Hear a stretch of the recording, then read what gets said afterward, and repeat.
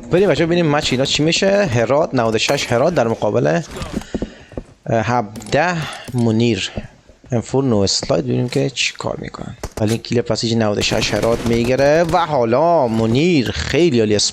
کمتر از بچه ها 1 دقیقه از مچ تمام شد و دومین اسپری از پشت سطح تا پس کلیش همراه تفنگچه هم دیگر میزنن. هرات فول دمیج شد، میتونه بزنه و میزن از بالای سر 6 میزنه زیر لنگ عزیزت غم درو. ببینیم که چی میکنه. بود 6 هرات 17 منیر میزنه. منیر سومی کیلش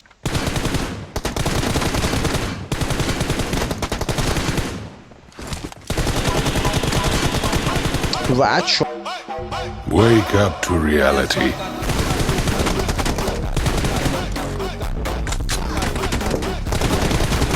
اولین کیل باشه 96 هرات میگیره.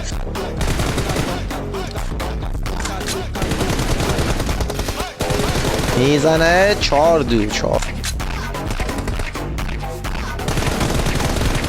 4-3 اختلاف 1 امتیاز فرق.